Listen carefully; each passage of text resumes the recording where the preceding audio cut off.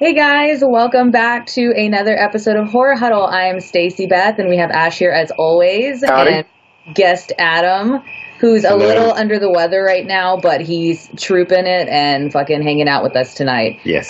We're in week 3 of our Halloween edition. You know, we're gonna be a little late, guys, so forgive us. At least we're putting them out. But before we get into the movie that we're going to talk about, we have to show off the shirts we're wearing. Yes. Ash. Nice. That's another Fright Rags one, right? Fright Rags, yes. Halloween. Okay, so I was going to wear a Fright Rags one, but then I forgot. But I was like, how appropriate for this past week's premiere of The Walking Dead. I'm wearing a Walking Dead shirt that says "Don't get bit." So it's like it's appropriate, and I don't want to talk about the or just don't get hit by a baseball bat. There you go. Fuck. It's Daryl's fault. Yep. Mm-hmm. It is definitely Daryl's fault. And what about your shirt, Adam? Oh, I don't have. I've got a Gibson. No, that's a badass shirt. What does it say? It's a hoodie. It's a Gibson hoodie. Gibson hoodie. Awesome. So, bam. There you go. I forgot. He's fired. I'm fired because I forgot to tell him. Anyways, tonight we're talking about 1988's Night of the Demons. Yeah. Directed by Kevin S. Tenney. Yeah. Who directed Witchboard, which one day we'll have to talk about because I saw that one like 2 years ago. Yeah. And it was actually pretty cool. And we forgot to look up who was in it. Yeah. I feel like the name that's coming to my head is Tawny Katane, but I feel like that might not be it.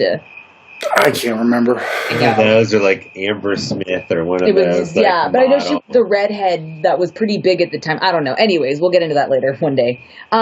Starring, I only recognize one person in this movie, and it was Linnea Quigly. Yeah. Like everybody else. Well, did you recognize her or her tits? Because the first thing you see in the movie is like a fucking ass crotch shot. Yeah, which I was like, yeah, that's a way to introduce her character right there. Oh, dude, I'm sure every boy was jerking it at that time.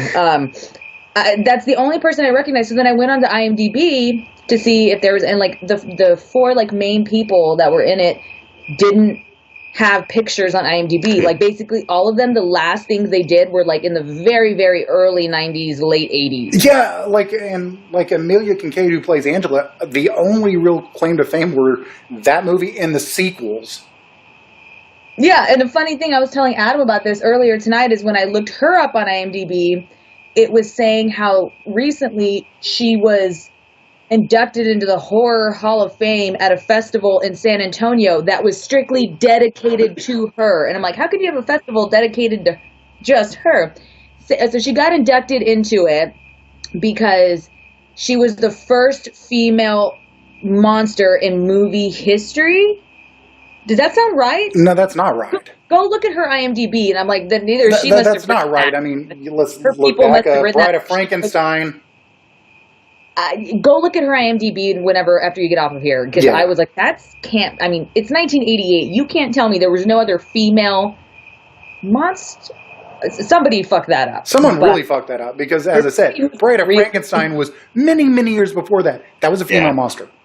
It must have been somebody. Attack of the 50-Foot Woman. Yeah, it must have been somebody who loved her or like just trying to make it sound amazing. Yeah. But anyways, we're getting way too into that. But yes, Quigley is the only person I recognized in this movie. So the basic plot of this is I guess it said 10 teenagers, which is already fucking too much. Yeah, I agree.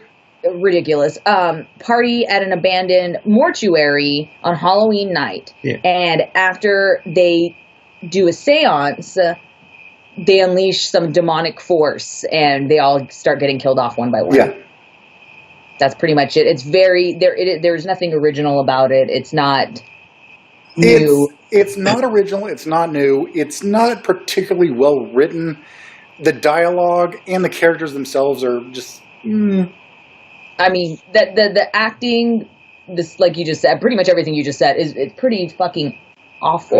Like, I remember, like, when I was watching it, when it came to, I guess his name was Stooge. Yeah, Stooge. I guess based on the Three Stooges, fat guy. He kept on saying bitch a lot. And I was like, was that like, in the guy's calendar of words for that day? He's like, bitch, I can use that a bunch. And he was always like, bitch. Bitch. And I was like, okay, you can use other words. And then you had the one character that was like, "Hey, yo, not Oh over yeah, the Jersey No, and it's boy, just the like- Jersey stereotype. What was Yeah. the one that met the brother, right? That went Yeah. to his name, of course, was Sal. Like, it was like a very, Well, very appropriate for. I felt like I was like when I saw him, I was like, "Is this West Side Story? You know, is he going to do a musical number?" I was like, Yeah. and then you Yeah. have like, oh god, what was it? Jay, Judy's boyfriend. I actually didn't pay much attention to any of their names, to be honest, except for Angela and Yeah, and Suzanne. that's kind of how the cast went. It was like either really over the top, Quigley's character, or bland as hell. Yeah. Yeah, like I guess the Asian chick and her dude. Yeah, right. what Pretty, was that? like, Yeah, Max and I don't know, Franny or something like that. Yeah, I was bland. like, I was don't like say forgettable. I was anything like, those are stereotypical. two characters you could have just taken right out of the movie, and it would have made it better. Exactly. I don't know. I felt like they wanted to have like an even number of kids. I don't know. But and I also put in my notes that this movie, because it's so like it's 88, so it's super, I mean, it's so, super just fucking 80s. I mean, like you said, down to the overacting and the really bad dialogue. Like I put in my notes that I'm almost glad I wasn't old enough to experience, you know, the 80s Well, cheese. I think that what it was trying to do was be part of that 80s horror punk kind of thing that was going on because of Return of the Living Dead. And I think that's why they got Quigley in it, and it tried to have that feel, but it didn't have the humor that the other one did. It didn't have kind of the sly writing, and it just failed on that. It didn't strike me so much as like the punk thing. They were probably okay. Well, you know what, they were like, Return of the Living Dead did the punk thing. We're gonna do the 80s metal / new wave kind of goth rock, you know, thing, like with the scene with Angela dancing to that. Which Bauhaus that was song. actually one of the few scenes of the movie I actually thought was pretty well like done. that. And apparently she's like, she got she graduated from some arts college with like a major in like dance. Yeah, I remember hearing about that.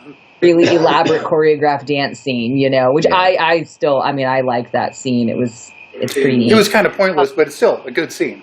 Yeah. So going back to Quigley, I have to. God. So of course, like I said, the first shot we get of her is like her ass / her crotch. It's so funny because every time you see anybody write anything about the movie or talk about it, that's one of the scenes they talk about, because it's literally just boom, right on there. her. And she's bending over in this convenience store, trying to distract the clerks while Angela goes and steals a bunch of shit, because apparently them two were like the outcasts, I guess, of the group. Like, or Angela was the outcast and she was probably the little like hoary one, you know. A little?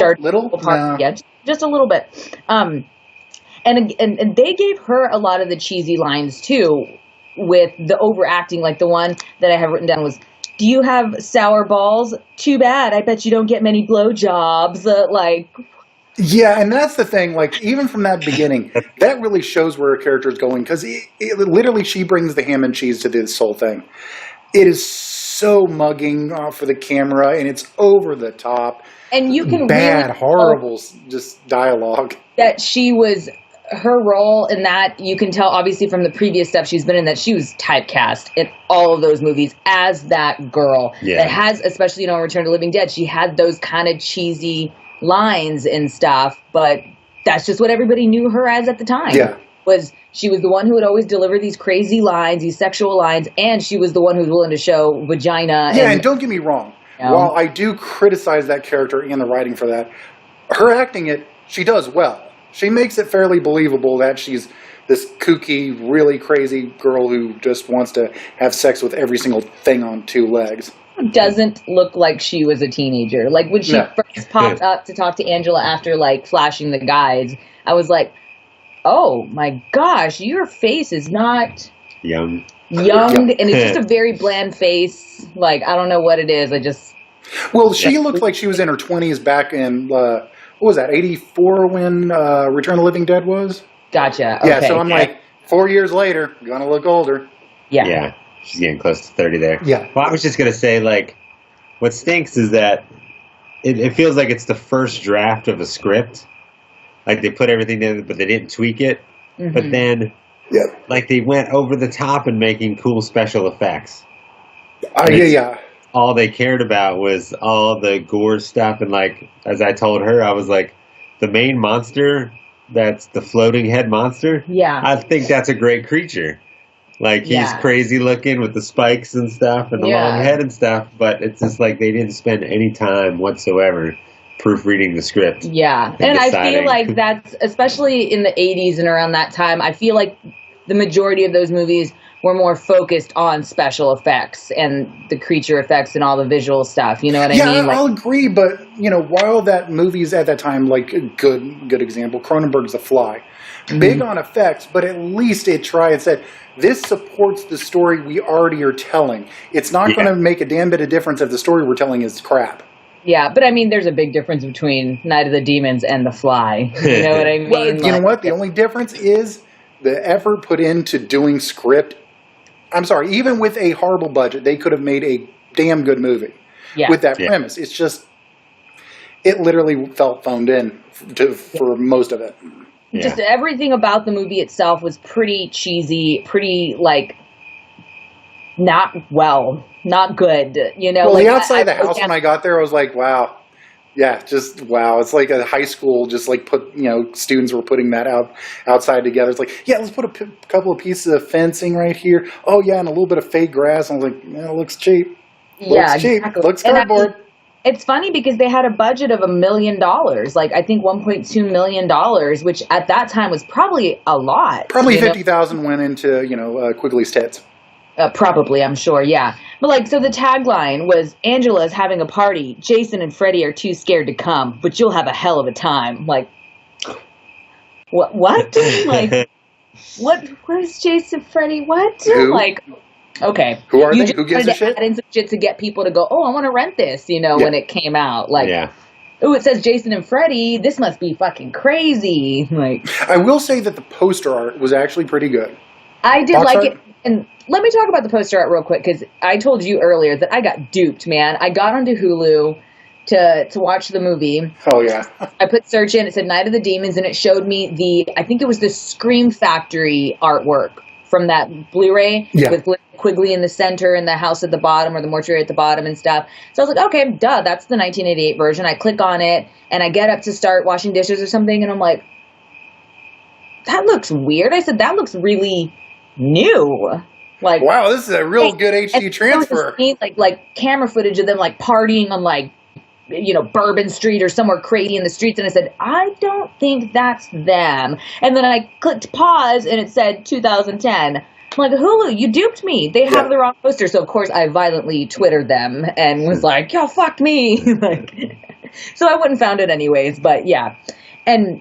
Real quick, too, also, someone's going to hate me for this. I'm sure a lot of people will, but I don't care for Linnea Quigly.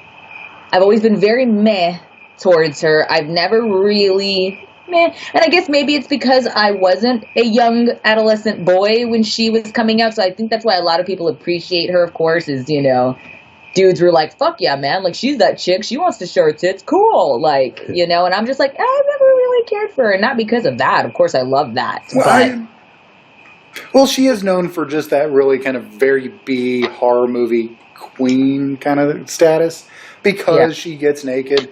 It's not necessarily a negative thing as long as she has a role that kind of works with the story. Her being naked should have nothing to do with why I don't care for her. That's fucking awesome. Because as I said, Return of the Living Dead, I thought she was perfect for that character, and the character worked. Yeah. This one, it seemed so over the top. I was just saying that I think maybe that's a lot of where the appreciation comes from. Why a lot of the fan base is men and now in their 30s and stuff, because they're like, oh my God, I remember her being in these movies when I was younger, blah, blah, blah. And, I don't see too many girls actually saying anything about her because it's definitely not because her acting was great. You know what I mean? Like, I'm not going to go ahead and say that. And while we're talking about her breasts and her being nude, let's talk about the lipstick. That was actually my next fucking note on here. As I said, fuck that titty lipstick scene. And again, that's where I'm like, even the guys who are into her, that lipstick, into the breast moment, that's where I was like, ooh. That hurts. I still don't even understand it. Hurt. What was the point of that scene? You know what? She doesn't have to have a purse. She can keep all of her makeup in her breast. Yeah, just one, a roll of money right here and a lipstick in the other one. You're good to go. Whenever she wants to get out, she just squirts it. Gross. Yeah. Oh, see, I don't know. There's something about it that, I guess like when you see scenes of people like breaking a bone or something, for some reason that was like, like it made me hurt seeing that, and I don't know why. It just I thought, and this again is very weird, like it had a kind of Cronenberg feel when it was like Videodrome, like, sticking things in your body like that. I was like, it works as a scene. It's creepy as hell, not sexy. Yeah. No. And even like all of her nude scenes in this aren't sexy. No. Well, and hold on. I was gonna say, but my whole point is like demons. Demons are coming in. What the hell is a demon gonna stick lipstick in its breast for? Yeah. Not even in front of anybody. She was by herself. Yeah, by herself. She was by herself, and she's like, I guess maybe the demon was just making her hurt herself. You know what I mean? Like kind of like a mutilation thing to herself. It was the special effects guy was like, listen, I want to touch her boobs. How am I going to do this? I need to make a cast of her boobs. How am I going to come about doing that? Funny story about that is when she met the special effects guy, and then he was doing the mold of her boobs, so that was the first time she met this dude. They ended up getting married later on. Of course. Okay, yeah. Like, look, lady, I've already touched her boobs. Let's just get hitched. But just as a special effects scene,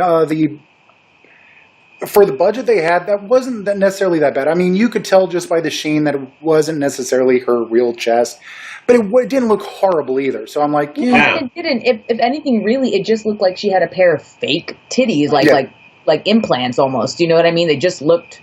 And then, of course, when you see it happening, you're like, oh, okay, that's definitely not real. And that's where I will say, while it did skimp on a lot of stuff, the makeup effects weren't that bad. I thought Angela's was pretty damn good. I liked Angela's. That face always freaks me out. Like when I used to see it when I was little, like when I would see it on the cover art on the VHS tapes and stuff, like that always freaked me the hell out. And I never knew what that movie was. And it was at least that was really well done. Yeah. So was the 45 minutes of opening credits in the cartoon, which I was like, this is still going on. I went to the kitchen, came back, and I was like, there's still opening credits. Well, it's only because they had to do credits for like 15 different people starring. Yeah, I was like, I cannot believe this is bugging me. This is way too long. Yeah. And it was, I kind of like the cartoon feel. God damn it. I like the cartoon feel in a way. It seemed cheap, but it wasn't that bad. No, it wasn't terrible. But I do agree, it just went long. Didn't Dead and Breakfast have a cartoon intro? But that was good. Oh, I love Dead and Breakfast. I love Dead and Breakfast. Yes, of course. We talked about that a while back, I think. Oh, yeah, when we did horror comedies. Yep. Yeah. So for me, though, once the movie got to, like, the chase/kill scenes, I started to kind of zone out. Because from there, it was just, you knew where it was going to go. It was going to go very by the book, and you weren't going to see anything interesting. Yeah, there wasn't anything new. It was literally, person A gets chased by a demon, meets person B then gets chased by a demon, rinse, wash, and repeat for about 30, 45 minutes. Yeah, so everybody's dead. Exactly, So you got two characters left. Yeah, pretty much. Yeah, so it got a little boring. It wasn't original, and I mean, even for that time, it wasn't original. And even now, it's just, you've seen that same story play out in every other fucking movie. And it especially with all the other movies that were coming out, I guess the slashers were like, mid to late 80s, right? Yeah. Right? Like, I guess that's when it was in its heyday. Yeah, right? I would say from like slashers, you could technically consider Halloween one, but this isn't a slasher. I don't consider this. Obviously, it's like a supernatural. Yeah, supernatural. Yeah, that's about right. Yeah. Like, it's not... Okay, so it's at the end of it all, it's not a good movie. I 100% get why it became like a cult classic and stuff like that. Because it kind of encapsulated perfectly that teen, like, horror movie of the 80s setting, I guess, that was around back then. Yeah. But there still was just a lot that, for me, because I know it's a handful of people that really fucking love this movie and think it's amazing. I probably don't think I would go out of my way to watch it again anytime soon. Yeah, you see, I don't know. I think my thoughts are, if you watch it for what it is, just kind of a very goofy at times, stupid movie. Yeah. Where you just, you're not looking for like Exorcist, level of entertainment. If you're just looking for some kind of sleazy, kind of cheap, it's not a horrible movie to watch. I mean, I enjoyed it. It was stupid, but I enjoyed it because of the stupid factor. Would I say it's a great movie? No, but it's definitely enjoyable. Would I watch it every single week? No, but once every couple of years, yeah. Yeah, it had a good soundtrack, like I just told Adam. Like, I'll give it that. It had a good soundtrack. It had some really quotable lines, like from Stooge, and it was like, "Eat a bowl of fuck." I actually have that in my notes. I was like, "Eat a bowl of fucks." What? Eat a bowl of fuck. Like him and Linnea Quigly had like probably the best quotable lines. So it did have stuff going for it: the visual effects, the soundtrack, the quotes. Some of the memorable characters. Like, we're not going to remember anybody except probably Angela, Linnea Quigley's character, and Stooge. And for me, Roger. I thought Roger's character. Roger. Yeah, I love Roger. He was the only one out of the good guys that actually had a little bit of depth. Yeah, like he had a backstory. He made sure to mention that his father was a preacher. Yeah, son of a preacher man. Let's get down here and pray. My dad taught me, that it'll help us. And he was like the one who's like, "Fuck this shit, let's get out of here."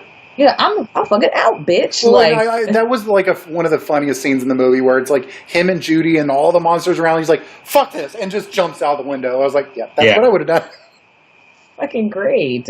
Well, and the one thing I was trying to figure out with the beginning of the movie, we spent so much time on the one girl's little brother. Yeah. That he never came back into the movie. He's really one of the people you wanted to die. And I always was thinking, because of that opening scene with the old man and the apples with the razors in them, I was like, those two are going to come together. Maybe he goes trick-or-treating, something around there. Wow. I mean, at least the old man got his. That ending was funny, yet, there was a bit of, what the hell? Like, it's like, he's eating the pie, and she's like, "Oh, I made him out of the apples." It's like, well, he didn't taste the big razor blades as he was swallowing the pie? Yeah, of course, again, that's a movie that's very less worried about logic and just as they are about, hey, dude, we gotta fucking do one last badass fucking gory scene. Which it was a funny scene, I will give him that. And you always want the bad guy to get their comeuppance, you know what I mean? Like, so did you like it? Are you on the same boat as us kind of thing? I guess, I like it in the sense of, like, I'm glad I've seen it. And I saw it before. I saw it a couple years ago. Yeah. But I didn't remember. I remembered key moments. We watched it a couple years ago, but I think it was one of those movies where we just had it on and we're doing stuff. And I agree with that, because that's how I felt. I was like, I remember seeing it. I remember certain scenes from when I saw it, like, in the 80s. Yeah. But not the whole movie. So, yeah, I do agree. The scenes. This is a movie that we would put on when you're here for Halloween. You know what I mean? Like, when people are in the background and we just want to put a movie on. Yeah. That would be one of those movies that, like, okay, we're going to have some beers and we'll just leave this playing whenever people go inside to use the bathroom, It's, in my opinion, it's one of those movies that actually gives people a reason to say that 80s movies were bad movies and the horror movies were bad, because it's like the script is terrible, the story's terrible, it's got good special effects, and it's fun to watch, but it's just like, it's the reason why people are like, see, I proved my point. 80s horror movies are terrible. Look at Night of the Demons. Yeah. It's like, but it's funny. You can't argue with it. You're like, but it's funny because everybody in turn goes, well, we don't like it for that. We love it for the special effects and the gore and the visuals. And you're like, okay, I give you that though. Yeah. So it's kind of balanced out. You see, in that argument, I would say, well, considering how many horror movies were coming out at that period of time, of course you're going to get some shitty ones, but you're also going to get some great ones. And if you think your latest generation horror movies are really good, Alone in the Dark. Uva Ball horror movie. Sucked. Horrible movie. So I was like, okay, I've heard that guy's movies weren't very great. Didn't they remake that one? Probably, maybe. Don't know. Maybe sequeled it. Is that the one with Katie Holmes? I thought that was the one that came out like several years ago. No, that one was the one with Christian Slater and, oh God, who else? Can't remember. Horrible movie. Yeah, I'm going to have to look at it. There was The Gift. No, I'm not talking That's the about one. that one. I was This like- one was like actually out like maybe 10 years ago. Like, and there were like rats involved, or like it was like a rat monster or so. I don't fucking know, but I remember seeing the trailer for it in the theaters, and I was like, "Oh, Katie Holmes, look at her!" Like, you know, Scientology let her out for a second. Like, Oh, one thing I wanted to say about this movie too was that you could definitely tell they were like, "Ooh, Evil Dead 2 was popular. Let's cash in." Because That shot, yes. your demons look like Evil Dead demons. When the first time that the door opens of the fire, the furnace, and the demon comes out, it's like it does the total camera. Yes, the Evil Dead demon, steady cam shot. Yeah, I was just like, oh my gosh, they were just banking on Evil Dead. oh yeah, You know, which I mean. Now, if you want to see a low budget, pretty damn good horror movie, Evil Dead 2, there you go. you'd probably you'll have a better time with that one. Way better. But it's funny though, like before we close this out, again, like I said earlier, the budget was like 1.2 million or something like that. It actually did really well wherever it came out. It ended up making like, I think it said domestically like 3 point something million dollars. Like, and they said if it had been released wider, it would have made like a substantial amount of money, which was really shocking. It said this on IMDb and stuff like that. So You see, I'm surprised that it didn't make, I wouldn't be surprised if it wouldn't have made a ton of money in theaters, but made all of it back and plus some with VHS.